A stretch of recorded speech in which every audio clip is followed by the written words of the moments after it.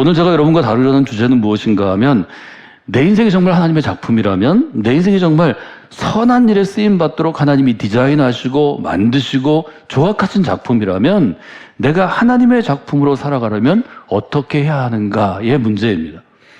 우리 청소년들이, 또 우리 어린아이들이, 또 우리의 청년들이 이 문제를 가지고 7월 한 달간 씨름하고 있고 8월에 이제 후속 프로그램들이 계속 이어질 것입니다. 선한 일에 쓰이는 작품이 여러분이 정말 되기를 원하면 첫 번째 해야 될 일은 성장하는 그리스도인이 되어야 합니다. 좋은 부모가 자녀에게 원하는 것은 뭔가요? 성장하는 것입니다. 즉 자라는 것입니다. 어려서부터 키가 자라나고 몸무게도 좀 늘어나고 말하는 개수도 한두 가지 단어에서 엄마 아빠에서 수백 개, 수천 개, 수만 개로 늘어나고 이 아이의 생각도 좀 더 커지고 발전해 가는 것입니다. 아이를 너무너무 사랑해서 아이가 방긋방긋 웃고 말질을 좀 안 부리고 할 때 예쁜 나이가 있습니다. 너무 사랑해서 내가 죽을 때까지 이 아이가 이대로 있으면 좋겠다. 1번 좋은 부모인가요? 2번 좋지 않은 부모인가요? 좋지 않은 부모. 그것은 사랑이 아닙니다. 그것은 욕심이고 집착이고 그것은 잘못된 것입니다. 사랑하는 부모는 자녀가 성장하기를 바랍니다. 그것이 우리를 향한 아버지이신 하나님의 뜻입니다. 에베소서 4장 13절에 아주 분명히 이루어있죠. 우리가 다 하나님의 아들을 믿는 것과 아는 일에 하나가 되어 온전한 사람을 이루어서, 온전한 사람을 이루는 것, 사람이 이루어지는 것이니까 성장하는 거죠. 그리스도의 장성한 분량이 충만한 데까지 이르리니, 이르다는 말은 예를 들면 100m를 달릴 때 결승점에 점점 가까워지는 것입니다. 높이뛰기를 하면 내가 설정한 목표에 도달하는 것입니다. 이르는 것은 도달해가는 것이고 결승점 목표에 가까워지는 것입니다. 말하자면 하나님께서는 우리가 그리스도의 장성한 분량, 그리스도의 장성한 분량이라는 것은 완전해진 그리스도에 가깝도록 우리가 자라나는 것입니다. 15절은 이렇게 되어 있습니다. 오직 사랑 안에서 참된 것을 하여 범사에 그에게까지 자랄지라. 자라나라 하는 것입니다. 어디에까지요? 한계는 어떤 것인가요? 그에게까지. 머리이신 그리스도에게까지 이르도록 자라나라는 것입니다. 이것이 우리를 향한 하나님의 마음입니다. 성장하는 데 방해가 되는 것은 어떤 것일까요? 저는 성장에 방해가 되는 것은 성장에 대한 무관심이라고 생각합니다. 말하자면 성장하는 데 제일 중요한 건 뭐냐면 갈망이 있어야 합니다. 목마름이 있어야 합니다. 우리가 자주 부르는 찬양 중에 시편 42편은 그렇게 시작합니다. 사슴이 시냇물을 찾아서 갈급함 같이 내 영혼이 하나님을 찾습니다. 여러분의 마음이, 여러분의 자세가 이런 물을 찾아 헤매는 사슴과 같은 그런 상태가 되기를 원합니다. 그리스도인이 영적으로 성장하기 위해서는 그 마음 가운데 내가 더 좋은 그리스도인이 됐으면 좋겠어. 누가 신앙생활을 정말 모범으로 아주 모델이 될 만큼 잘하면 내가 저분처럼 신앙생활을 잘했으면 좋겠어. 누가 아주 힘들고 어려운 상황인데도 믿음으로 잘 견뎌내고 버텨내면 나도 어렵고 힘들 때 저분처럼 견뎌내고 버텨내는 아주 끈기 있는, 그런 끈질긴 힘이 있는, 생명력이 있는 신앙을 가지면 좋겠어. 이런 마음을 여러분들이 가져야 한다는 거죠. 여러분의 마음에 그런 마음이 있으십니까? 더 온전하게, 더 균형 잡히게 신앙생활을 하고 싶은 마음이 있으면 여러분은 오늘도 성장하실 것입니다. 오늘도 자라날 것입니다. 여러분이 성경교 믿음의 공동체와 걸어가는 이 인생의 길, 신앙의 길 가운데 매일매일 계속해서 지속적으로 중단하지 않고 자라나는 믿음의 사람들이 되시기를 바랍니다. 여러분, 우리가 하는 모든 활동은 우리가 숨쉬는 것, 먹는 것, 움직이는 것, 운동하는 것, 교제하는 것, 또 어떤 일을 하는 것, 이 모든 것은 성장과 관계가 되어 있습니다. 성장이 멈추면 우리의 삶에 문제가 되는 것입니다. 물론 인간은 일정한 시간이 지나면 외적인 성장은 멈춥니다. 제 키는 지금 계속 줄어들고 있지 더 이상 자라나지 않습니다. 제 얼굴이나 제 피부는 점점점 나이 들어가지, 노화되고 늙어가지 젊어지지 않습니다. 그러나 하나님이 우리에게 주신 선물은 어떤 것인가 하면 외적인 성장은 신체적인 나이로 예를 들어 26살에 멈추고 그 다음부터는 점점점 나빠지지만 내적인 성장은 앞으로도 계속될 수 있다는 것입니다. 이것이 신앙생활하는 사람이 각자야 할 삶에 대한 새로운 이해 혹은 다른 사람과 다른 이해입니다. 여러분의 내적인 성장은 주님이 여러분을 부르신 날까지 계속 될 것입니다. 그걸 붙잡으셔야 합니다. 내적인 성장, 내 내면의 성장, 영혼의 성장을 위해서 끊임없이 수고하고 노력하면 하나님께서 그리스도의 장성한 분량에 이를 때까지 여러분을 자라게 하실 것입니다. 그 믿음의 역사가 여러분에게 있기를 주님의 이름으로 축원해 드립니다. 첫째는 목마름이고요. 두 번째는 지속적으로 성장하는 그리스도인 옆에 있어야 합니다. 그분과 교제해야 합니다. 이건 너무 중요한 것입니다. 여러분이 진짜 성장하기를 원하고 진심이고 그것이 여러분의 진짜 마음이라면 여러분 옆에 지속적으로 성장하는 그리스도인을 빨리 찾으십시오. 저는 우리 교회 안에 그런 분들 여러분 찾기를 바랍니다. 우리 교회 안에 지속적으로 성장하는 그리스도인들이 많아지기를 원합니다. 제가 여러분에게 존 맥스웰의 리더십 이론에 대해서 설명하고 강의할 때 존 맥스웰이 그렇게 얘기합니다. 이제 프로 어떤 경기, 프로농구나 프로야구나 뭐 프로축구나 이런 프로 선수들 예를 들어서 지속적으로 성장하려면 그 분야의 챔피언을 만나야 한다. 그 얘기합니다. 여기서 챔피언이라는 것은 우승자입니다.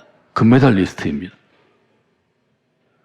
어떤 한 종목에서 우승을 비교적 어린 나이에 하는 사람이 지속적으로 성장하면 우승을 많이 하게 됩니다. 왜 똑같이 운동을 하는데 어떤 사람은 평생 동안 선수생활 하면서 우승을 많이 하고 어떤 사람은 선두권에 있지만 2등, 3등, 4등, 5등은 하는데 1등은 못하는 경우가 있습니다. 그때 극복할 게 뭐냐면 1등을 다른 사람보다 비슷한 재능을 갖고 있는데 하는 사람에게는 뭔가 다른 특별함이 있습니다. 잘 보이지 않는 것입니다. 그것은 비결이기 때문에 1등하는 비결이기 때문에 알려주지 않습니다. 그것을 얻는 방법은 같이 교제하는 것입니다. 주로 같이 먹는 것입니다. 같이 식사하고 같이 차를 나누고 같이 걷고 같이 운동하고 같이 영화를 보고 같이 짧은 여행이든 긴 여행이든 다니면 그 사람이 갖고 있는 좋은 것들이 내게 좋은 영향력을 줍니다. 여러분 사람이 사람만큼 영향력을 많이 주는 게 없습니다. 여러분 잘 모르시지만 저와 함께 목회하는 신학생 때나 아니면 20대와 30대, 40대, 50대를 보낸 목사님들은 제 설교를 많이 닮습니다. 시작하는 것도 비슷하고 논리를 전개하는 것도 비슷하고 쓰이는 용어도 똑같을 때도 있습니다. 닮아가는 것입니다. 이것이 하나님이 우리에게 주신 학습의 능력, 배움의 능력입니다. 제가 중요한 리더십의 요소 중에 learning ability, 배우는 능력이 굉장히 중요하다고 말씀을 드렸는데요. 그 분야를 생각하시면 좋을 것 같습니다. 목회자들을 제가 주로 길러내기 때문에 또 목회자들에 대해서 자주 얘기할 때 저는 목회자가 성장하려고 몸부림을 쳐야 한다고 주로 강조합니다. 목회자 자신이 한 개인으로, 한 설교자로, 한 그리스도인으로, 또 하나의 리더십으로 자기가 더 성장한 것을 스스로 느끼고 드러내기 위해서 노력할 때 성도들이 성장하고 교회가 성장합니다. 한국 사람들은 어떤 자격을 획득하면 성장을 멈추는 것 같습니다. 이 정도면 됐지 뭐. 난 뭐 부러울 게 없어요. 자기가 원하는 어떤 목표점이 있을 수 있습니다. 그 계단을 올라가면 그 스텝을 딱 끝내면 그 자리에서 만족합니다. 저는 어리석은 일이라고 생각합니다. 하나님이 우리에게 주신 재능은 지난주에 감춰두신 보물, 포텐셜이라고 하는 가능성은 끝이 없습니다. 여러분이 한계를 뛰어넘어 충분히 다음 단계로 도전할 수 있습니다. 저는 그래서 하나님이 참 좋습니다. 제가 그리스도를 사는 게 참 좋습니다. 안 그러면 저도 제 나이에 제가 했던 것들을 바라보며 과거를 반추하며 죽을 때까지 살 수 있을 것입니다. 그러나 저에게는 새로운 목표점이 늘 주어지고 성장을 향한 또 배움을 향한 끊임없이 솟아나오는 열정이 있기 때문에 저는 오늘도 성장하기 위해서 노력합니다. 여러분도 그런 그리스도인이요, 그런 인생이 되시면 좋겠습니다.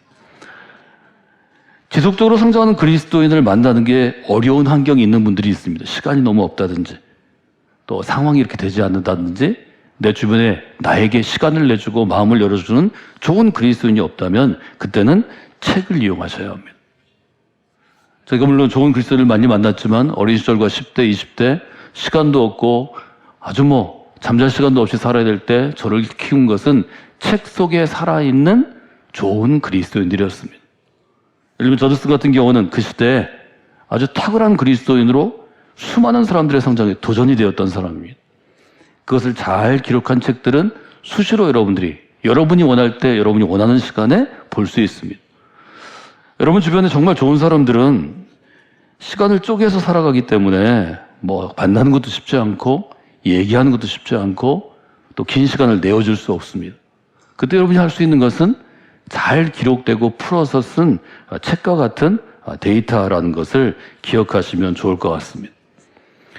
인간이란 무엇인가에 대해서 우리는 우리 어린아이들, 우리 어린 자녀들, 또 청소년들, 청년들에게 2025년 여름에는 우리는 하늘을 담은 그릇이라고 정의했습니다.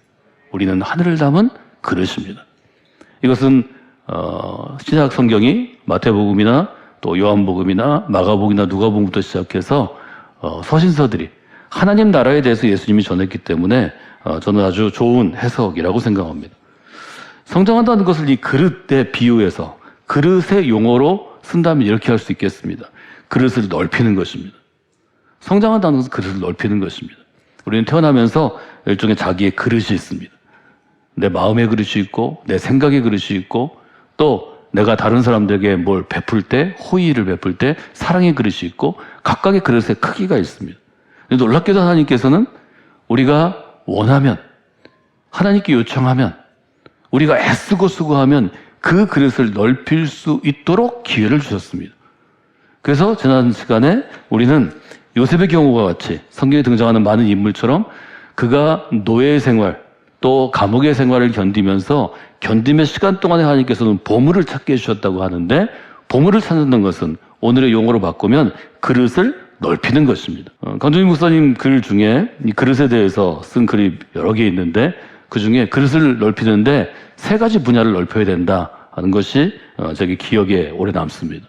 첫째는 지식의 그릇을 넓혀야 합니다. 둘째는 지혜의 그릇을 넓혀야 합니다.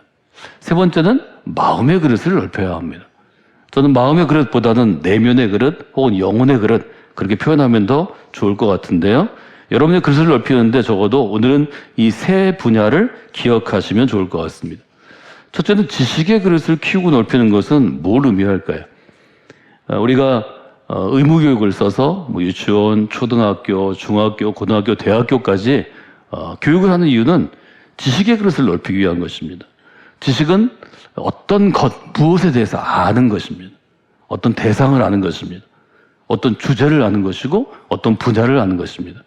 그래서 이 지식의 그릇이 일반 상식을 뛰어나서 보통의 사람을 뛰어나서 일정한 수준에 이르면 그때는 전문가의 자격이 주어집니다. 에베소 4장에 보면 11절에 이렇게 되어 있습니다. 그가 어떤 사람은 사도로, 어떤 사람은 선지자로, 어떤 사람은 복음 전하는 자로, 어떤 사람은 목사로, 어떤 사람은 교사로 삼으셨으니 우리 분야, 신앙의 분야에서는 사도, 선지자, 복음 전하자, 목사, 교사 이런 분들이 전문적인 지식을 이 분야에 갖고 있는 분들입니다.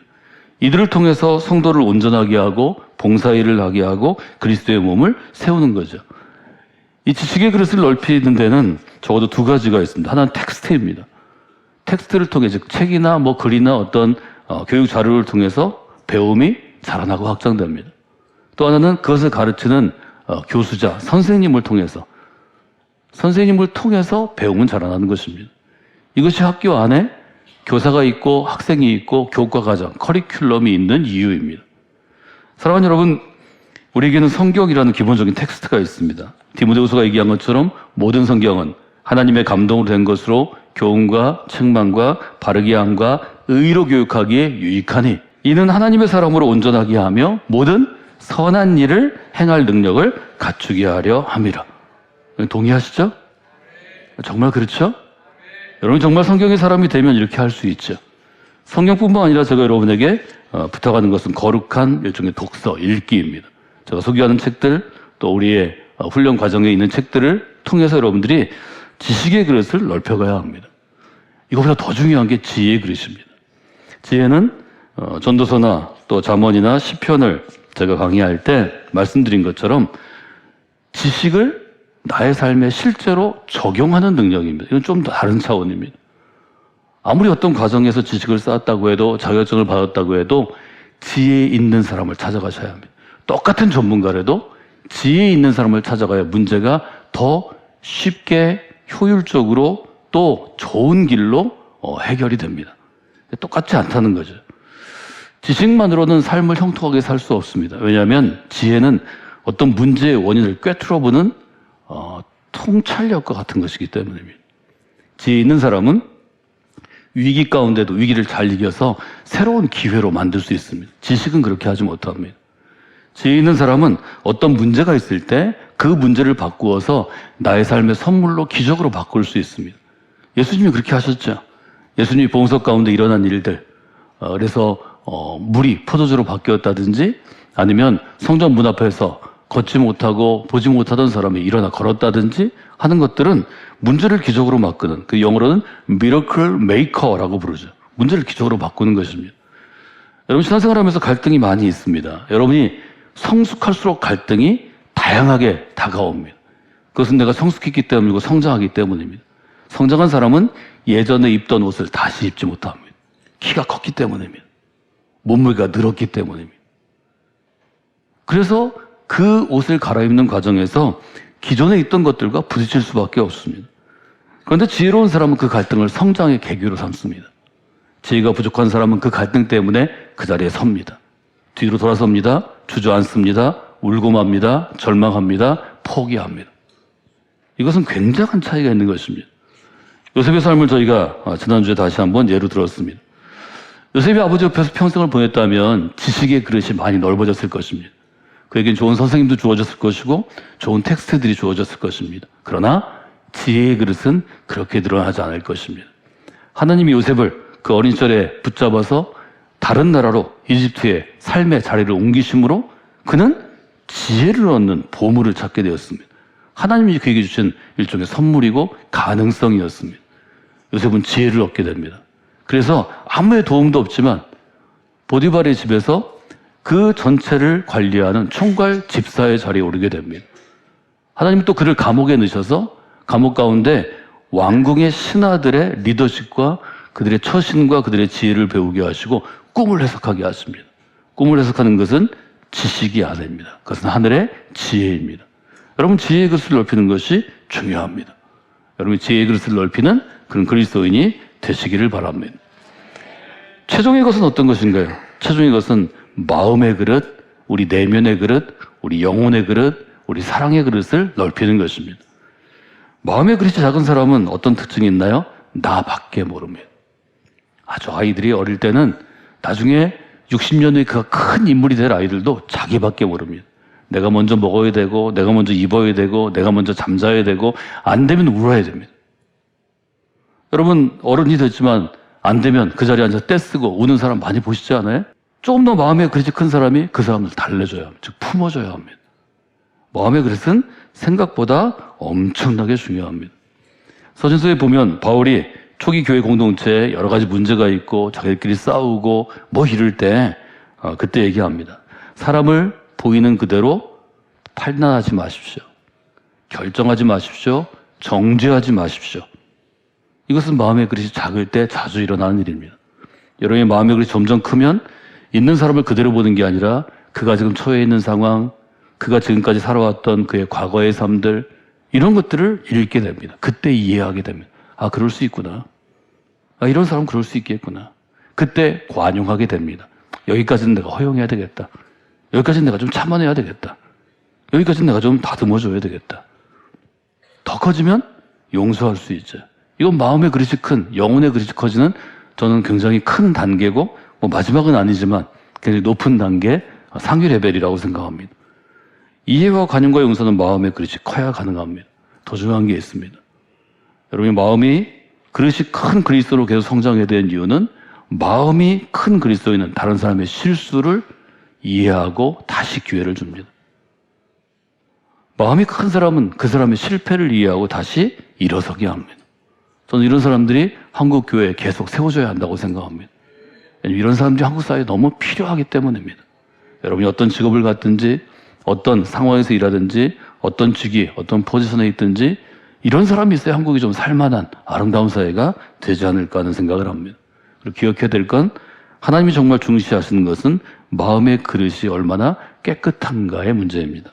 디모데후서 2장 20절로 21절이 저희 자녀들이 했던 여름 캠프의 주제 구절 중에 하나인데요. 같이 읽어볼까요?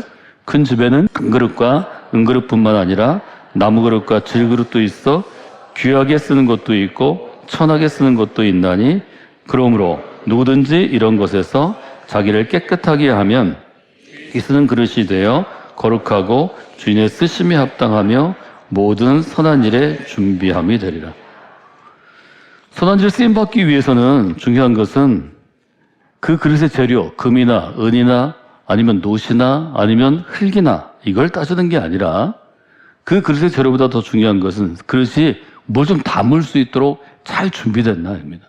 깨끗하다고 표현했는데 이것은 일종의 주방에서 청결과 위생의 문제죠. 잘 준비되었다. 저는 그렇게 볼 것 같습니다. 지난 2주 전부터 저희가 이어서 계속하는 주제는 한 가지입니다. 우리가 하나님이 빚어주신 아름다운 그릇, 거룩한 그릇으로 하나님 우리를 빚어주셨는데 그 그릇이 쓰임받는 데에는 일정한 과정이 있고 단계가 있고 여러분의 수고와 여러분의 노력 또 여러분의 목마름이 있어야 합니다. 하나님은 선한 일을 하시기 위해, 선한 일에 우리를 쓰시기 위해서 우리를 불러주셨습니다. 우리가 해야 될 일은 그 그릇을 넓히는 일입니다. 그릇을 넓히기 위해서, 성장하기 위해서 여러분 안에 목마름이 있어야 합니다. 그릇을 넓히기 위해서 그릇을 넓혀줄 수 있는 좋은 그리스도인들과 교제하시고 배우셔야 합니다. 그래야 해서 여러분의 그릇 중에 지식의 그릇도 넓어져야 하고 지혜의 그릇도 넓어져야 하고 가장 최종으로 여러분의 마음의 그릇, 영혼의 그릇이 넓어져야 합니다. 이번 여름 우리의 자녀들에게도 이 똑같은 동일한 메시지가 그 아이들에게 새겨져서 그 아이들의 인생 가운데 큰 교훈이 되기를 원합니다.